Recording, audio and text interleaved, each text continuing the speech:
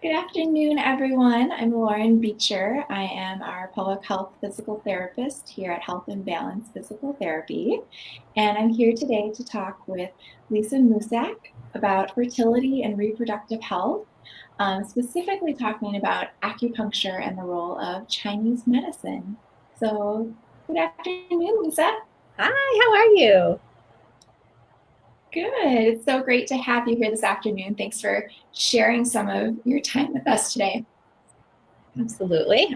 We always love talking about Chinese medicine and acupuncture and fertility. So, yeah, I think this will be fun. Absolutely.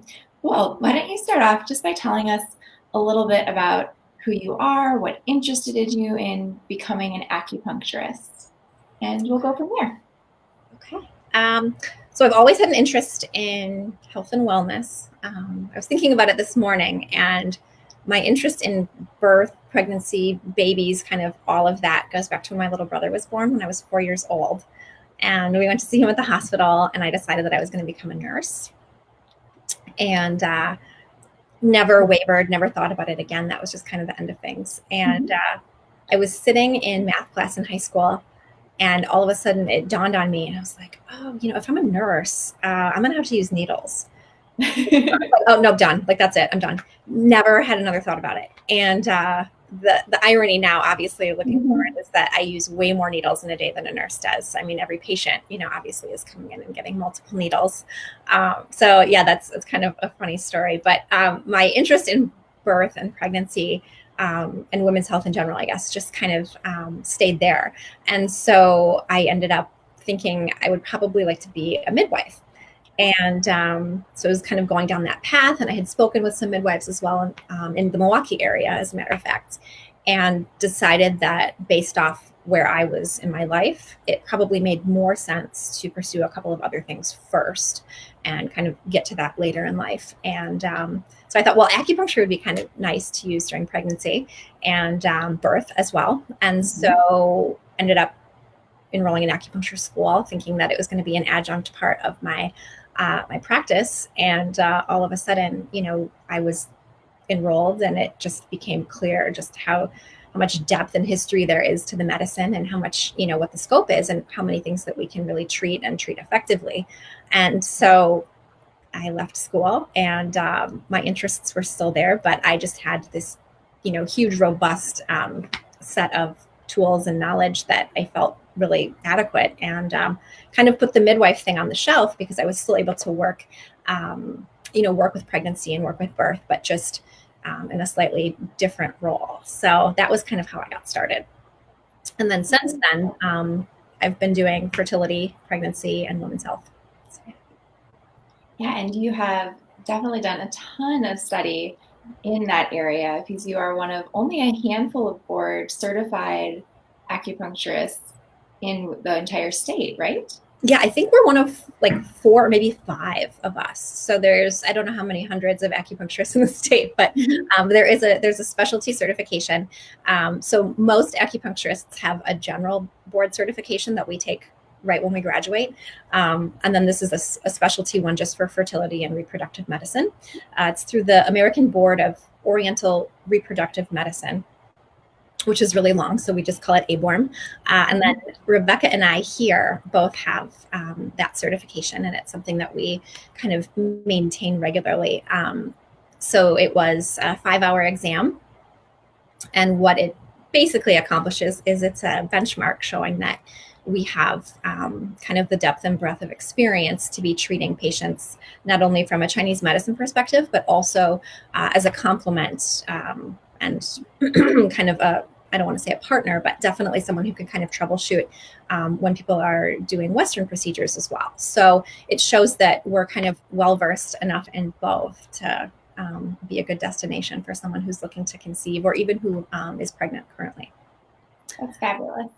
Yeah, and I find that a lot of people they've heard of acupuncture as a way to help with fertility or even help with nausea during first trimester and things like that. But going to a generalist versus going to someone who specializes in this and has that extra breadth of knowledge, you just get a higher quality of care and such better outcomes. For sure. I mean, I completely agree with you. There are some acupuncturists who prefer not to treat at all during pregnancy. I respect that. There are things that I don't treat as well because they're not really my wheelhouse and I don't have specialty training in them. So I know that there are people out there that do it all the time and they're very well versed. Essentially, what you get then is you get more efficient care, right? You have someone that works with these things all the time and can kind of offer you additional suggestions and advice. So yeah, I really like that we're able to kind of offer that for women, but also that we're able to offer not only fertility, but then pregnancy as well. So we kind of do the full spectrum. Once we have you as a patient, you can come in and continue that care through pregnancy and postpartum. So yeah. Fabulous. So we've already kind of touched on it a little bit, but what are some of the reasons why someone would come to see you? Good question. So we are pretty much just reproductive specialty practice right now, which means we see men and women, primarily women, for anything currently throughout the childbearing cycle is kind of the scope that we have, just based on the capacity of our providers and our scheduling. We see a lot of women, for example, that are gearing up to go into fertility treatment or who have already had, for example, like an in vitro cycle that may or may not have been successful and are looking to do a subsequent cycle. So there are some applications there where acupuncture and Chinese medicine can be really great in kind of the outcomes of future cycles. So we like to kind of work as an ally with patients for that. But about another 50% of our fertility patients are natural conception. And what we're typically working with there is just kind of creating that ideal cycle from which we can infer hormonal balance and optimal fertility.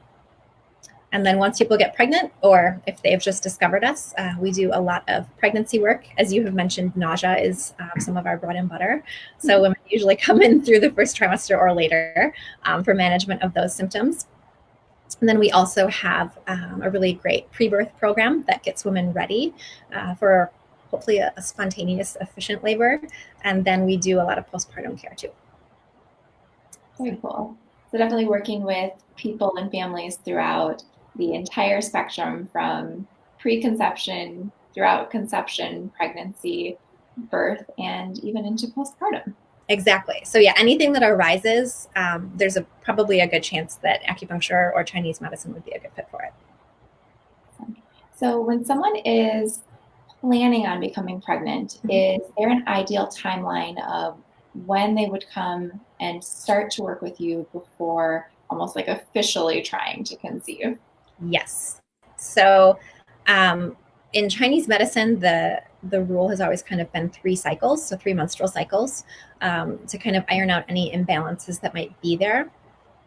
And then if we look at Western medicine, we know that, sperm and egg development, those final 90 to 100 days or so of development are also really, really crucial for egg and sperm health.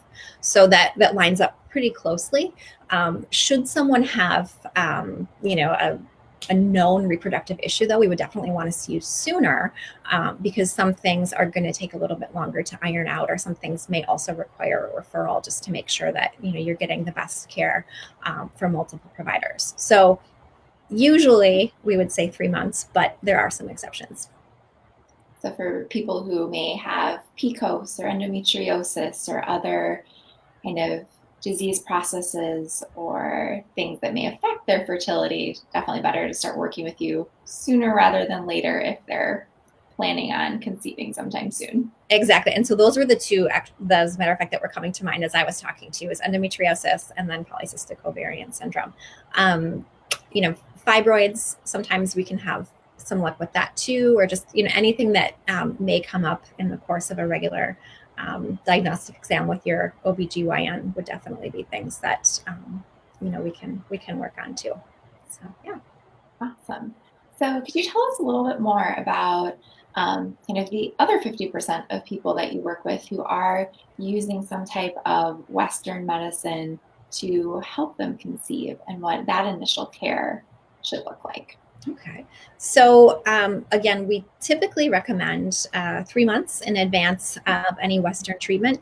They do have some old research that I don't want to say most people because I'm in the reproductive bubble with acupuncture, but a lot of people know that acupuncture the day of the transfer is associated with a higher success rate for clinical pregnancy and I believe live birth as well. So that's kind of been one of the standards of care, is making sure that women have this procedure 25 minutes before and after their embryo transfer, for example, when they're doing in vitro. However, there's more recent research that is more clinically valid to us as providers, and it shows how we really treat patients. And so what they have shown is that having a threshold of about 12 treatments prior to the egg retrieval is associated with a greater incidence of pregnancy as well. So we typically recommend 12 treatments, which evens out to about 3 months again of care for women.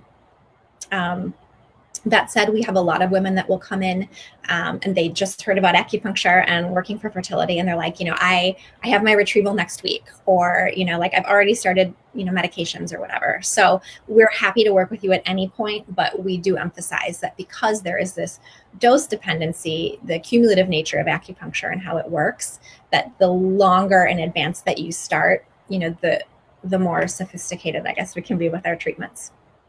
Yeah, I think that makes a lot of sense.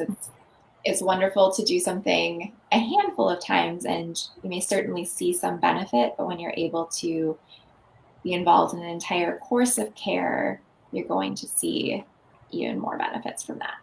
For sure. Yeah. And, we like to kind of providing support throughout the course of the cycle, because if you continue treatment later, we kind of know you, we have a good idea for your base patterns, how you respond. So yeah, definitely the sooner people can get in, the better. We see everyone. Fabulous. So the first time someone does come to see you, what should they expect? So that has changed a little bit recently. We are currently doing our initial consult and treatment separately. The service is referred to as the blueprint because that's the time when we go through your clinical history, talk about treatment plans, ask questions to kind of get a better idea of what's been going on. And then you get to ask questions, and then we kind of go from there.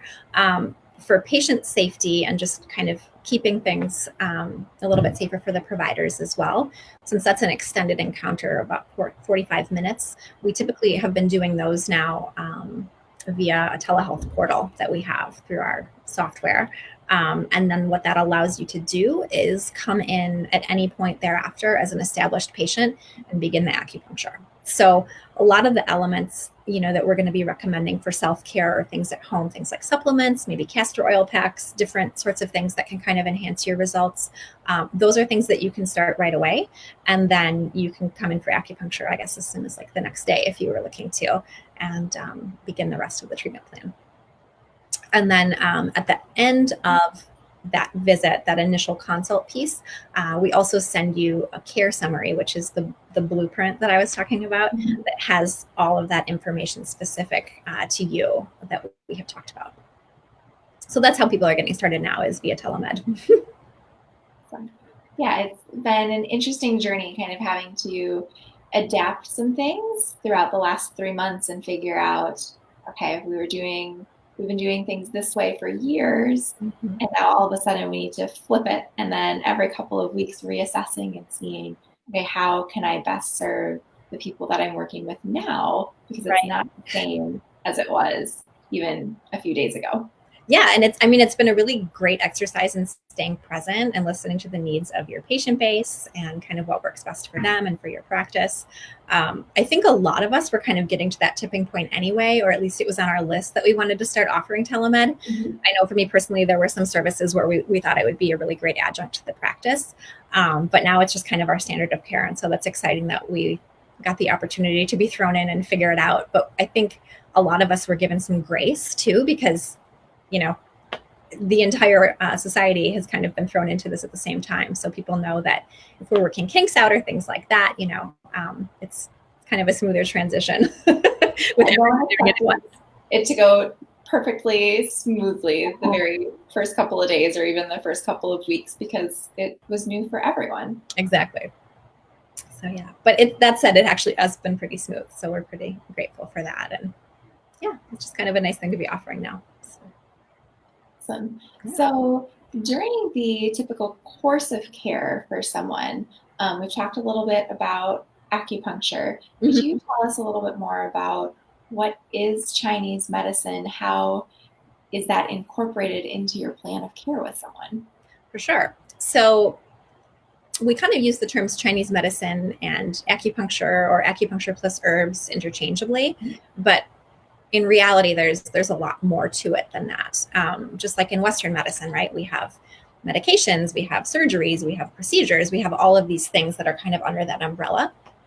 And so Chinese medicine is very much the same. We have 8 main branches of Chinese medicine, and acupuncture and herbs, which we use quite frequently here, are just 2 of them. And that's a system we don't exactly know how old it is, but it's at least several thousand years old, and we've had several thousand years to kind of refine things. Mhm. Um, and yeah, so I think that answers your question. I hope. Did I answer all of it?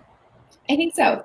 Okay. Yeah. Okay. So when someone works with you, they can expect acupuncture is that idea of using needles on the body, Mm-hmm. and then using herbs as well to help support that work.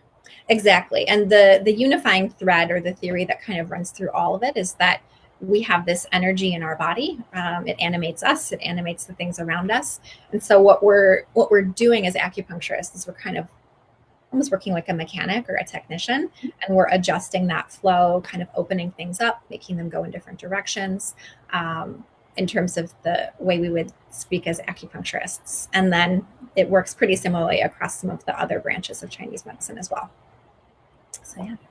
Yeah, that is exactly how I try to describe acupuncture to someone is you are this being of energy and there's energy all around you. And there are times where energy needs to move into a place or out of a place.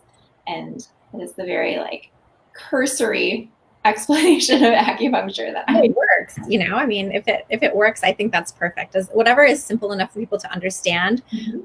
initially, and then if people have more questions, we're always happy to kind of tell them what we're doing. For example, a lot of times we treat physically. So in the course of a menstrual cycle, there are 4 different components. If you're assuming a 28-day cycle, and so a lot of times I'll end a treatment or kind of be putting needles in and tell women what we're doing specifically that week or what we're hoping to achieve.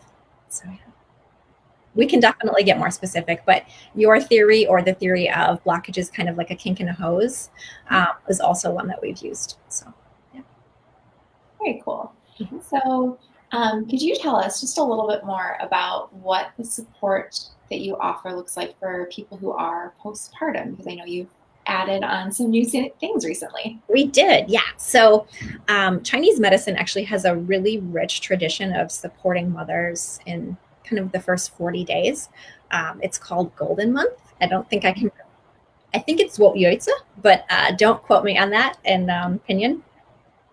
And so it's this really precious window of time. And so if I guess the line of thinking is that we have women here who are in a very vulnerable state of health, and if we can take them and kind of give them as many resources and as much care as we can so that they can focus on their baby, they come out of this window of 40 days or so in better health than they've ever been. So it's really kind of a pivot essentially for the rest of your life as a woman, such that if you're in really robust health and you kind of run yourself ragged during that postpartum time when your body is otherwise depleted of things like qi, that energy we were talking about, and blood, which we can also infer after a birth, that's kind of what you're setting yourself up for then for the rest of your life if you don't kind of make those corrections immediately postpartum. And conversely, if you're someone that's always perhaps been maybe on the more frail end of the spectrum, not in as great of health, if you have adequate resources in that time, you can essentially change the blueprint of your health for the rest of your life as you age as well. So that's kind of where it started. We do a lot of herbal support. We work quite a bit. We try to work quite a bit with our pregnant patients. I start usually from about 30 weeks onward, just kind of planting the seeds at each visit of what they might want to start focusing on postpartum. Long term, I would definitely like to have more resources for that because, as you know, there's never enough postpartum resources. Never. So we try to get them thinking about making a care plan, a list of people that they would be comfortable working with, and kind of having all of those pieces in place right from the get-go so that it's not a question when it's needed. We talk a lot about postpartum doula care, and we offer herbs. Sometimes we could do house calls because, again, there's a lot of things that we can treat that may come up postpartum above and beyond the general preventive care that we recommend for women, like, again, doula support, families, meals, things like that. But the newest thing that we are offering now is a postpartum steam service. Mm-hmm. And so I don't know if you've heard of pelvic steams before, but we have kind of incorporated that. It's a practice that's been around. Again, they've found it throughout multiple cultures across the world for at least several hundred years, and it's a great way to just kind of support women emotionally and physically through the recovery period, the first month. So that's our newest thing, but we also offer acupuncture herbs and a few other things too during the first 40 days and year or two beyond. Yeah, and I'm always amazed at how here in the United States we don't support our moms during that initial period, or at least we don't have that history of doing so, because we look at every other culture, and whether it's this golden month or lying in or so many different cultures, it's a similar practice, just a different name, where you may not leave your bed for 2 days. You might not get out of your bed more than moving around your bed for 2 weeks. Like, there are all of these practices that are meant to help support your ability to heal. And here we're proud when we can say, oh, I was out of the hospital 2 days later and walking around the block. Right. Not mentioning that you're hemorrhaging blood as you're doing that, but I'm talking about just that initial month, that initial 30, 40 days, everything that your body is going through, just to be able to heal well, and how that sets you up for your health throughout the rest of your life. For sure. And I think, I think the bigger badge of honor, especially in our culture where everything is kind of that productivity model and it's go, go, go, go, go. I think it's harder really to sit in your bed and be cared for. I mean, women typically are very giving and very nurturing. And so, they will come last. Now, obviously you've just had a baby. Like, I think it's okay to be taken care of. But yeah, it's interesting. I don't know where exactly that came about. But yeah, women now seem to kind of have this expectation that they are able to snap back, and that's what's expected of everyone. But in reality, I think at least a month, to get your hormones sort of in check again and to establish breastfeeding and the bond with your baby. And, the time already goes so fast that, whatever we can do to support women, we definitely try to kind of help with that transition. And we emphasize rest a lot. There's some different dietary principles in Chinese medicine too that we talk about, things like no raw food, no cold iced beverages. And that's kind of a separate conversation. But the predominant concept across all of these cultures has always been heat in the postpartum time. So a lot of women, if they weren't given steams, which is very popular, for example, in Korea, they were put next to the fire, or, we have a moxa treatment called mother roasting. And so there's a lot of things that I think women should be getting. And I hope over, the next couple of years, at least, as we're kind of having more of these conversations and expanding that awareness, that it does become more standard of care for women to, to be taking better care of themselves and to feel justified that that's okay. Agreed. Yeah. And I think too that when we look at just the current medical model, I almost see it as the pendulum swung really far one way towards everything is monitored, everything, if it doesn't go textbook, something is wrong. And I'm hopeful that we're swinging somewhere back towards the middle, where when medical intervention is needed, it's needed, but let's let the body do what the body knows how to do and support that. And with more and more doulas becoming just, I think, present in the media and in our communities, and people like knowing that they have the option for midwifery care and working with an OB Mhm. and having all of their needs met no matter what their medical or non-medical needs are, there's someone there to support them. For sure. And I think for you, you probably notice the same thing, but that's why it's so great as a provider to have our referral networks, because we can really start having those conversations with women. I think you and I may get a little bit more time during an encounter to kind of start, having those pieces put in terms of awareness. And so, yeah, hopefully, again, the access to midwifery care, and maybe that's kind of one of the legacies of this whole movement too, is that, midwifery care will be a little bit more on the center stage going forward. Yeah, I certainly hope so. Yeah, and I know I had just recently heard about some of the benefits of steaming before you and I talked for the first time. Ooh. And I was a little skeptical the first time. I was like, what? That I'm not sure about that.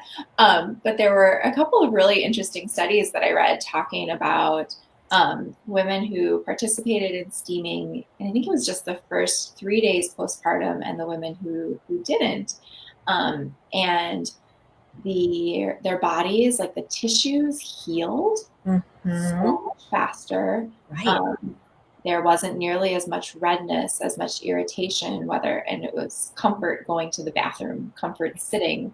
Um, Weeks or months later, when they resumed intercourse, it wasn't as painful, or it didn't stay painful nearly as long. And thinking of if something almost as simple, not to simplify it, but almost as simple as steaming and honoring that your body is healing, could Mm-hmm. have that much of an impact on the first couple of days and the first couple of weeks or months postpartum, and just your comfort. How fabulous is that? I mean, if you're able to walk, sooner, Mhm. than a week postpartum without major discomfort, I think that's a huge win. And it works so well too. A lot of the other issues that come up immediately postpartum, right? So like loss of bladder control, or incomplete control, I guess you could say, over using the bathroom. Hemorrhoids is another one. Just the involution time, so the amount of time it takes for the uterus to shrink back down, is significantly decreased. There's a great study, you probably saw it actually. So most of the data that we see on steaming is related to the postpartum period, just because that's where the majority of women are using it or hearing about using it. Fourth trimester steamstudy.com, a long one. I'm not sure why they didn't do an acronym, but That was fourth try. fourthtry.com. And yeah, maybe those were all purchased. I recently tried to purchase a domain name, so maybe that's why they went so long. But they did a pilot study there as well, and a lot of the measures were standardized. So, for example, they had one person going in and administering these steams for women. So it was always done with kind of the same methods, the same amount of herbs, the same amount of time steaming, things like that. But any amount of time that you can steam postpartum, any time that you can begin, obviously, again, with any care, the sooner the better. But that's something that we are super excited to start offering. So I don't know that anyone else is really offering that yet. But I think we're getting there too. And again, you and I are kind of more in the birth world, so maybe we've got blinders, but I feel like this is going to become more of a predominant topic of conversation. And we also have, hopefully within the next year, we have it ready. I just kind of need to roll it out. We have a service where we're actually going to offer the herbs, everything needed to do the steam, and the rental of the sauna box itself, which is not necessary, but very helpful. For 30 days. So women kind of have everything they need, and it begins online here with a telemed consult. Very cool. Yeah. I love it. Innovating with the times. Exactly. And yet at the same time, I think I forgot to mention this, or maybe I did. Steaming is, again, we think hundreds of years old. And so it's a timeless practice, but we've heard about it more recently. So it's actually not trendy. It's quite a traditional practice as well.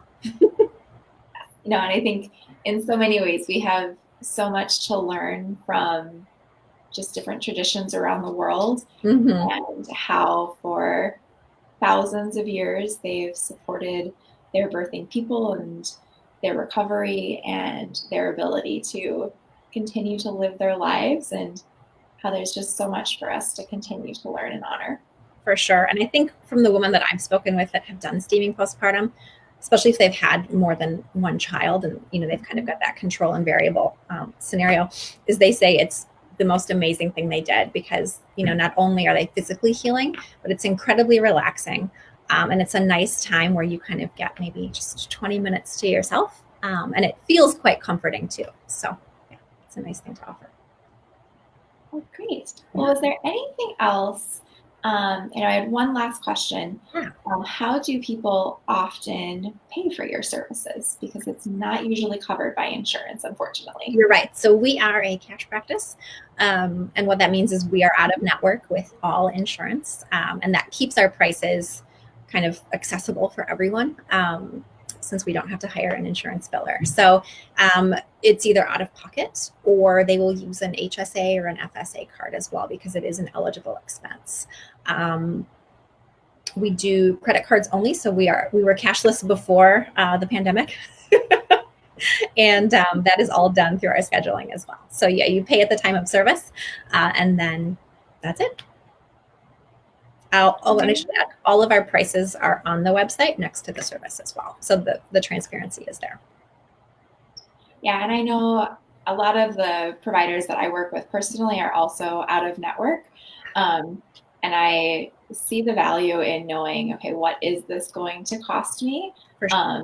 And seeing the value in my long-term health of I'd rather spend the time and the money now on feeling really well versus spending who knows how much money on trying to not be sick. And there's such a difference between not being sick and feeling healthy and well. Right. So proactive care versus reactive care. And I think too, one of the elements for us as providers, having a cash-based or a non-insurance affiliated practice is that we know that everyone here is paying 100% out of pocket. And so we're always looking for ways to kind of create a better experience as opposed to just kind of having people run through quickly, to kind of mimic a more traditional practice. So yeah, all the elements here are curated, keeping in mind the gratitude that we have for patients kind of coming in and spending money with our services. So, yeah. Great. Well, was there anything else that you wanted to mention while we give anybody who's currently listening a moment to ask a question? Anything else that was on your mind? I don't think so. For anyone that is familiar with the practice, we did recently relocate. So we are at 4433 North Oakland now in Shorewood. We were in Bayview for many, many years. And so we have a brand new space that was opened again as of mid-May. I think that's about it. We also are kind of easing back into full capacity. So there will hopefully be a little bit less congestion in the schedule, but I think we still have plenty of openings too for anyone that's interested in starting here. Great. Well, thank you so much for sharing your time and your expertise with us today. I really appreciate it. Yes, thank you so much for having me. Awesome. Well, thank you to everyone who joined us today and listened live. If you're watching this after the fact, we'll keep an eye on the questions. If you have anything that comes to mind, feel free to leave a comment. Otherwise, have a wonderful weekend. All right, you too. Thanks. Bye-bye, everyone.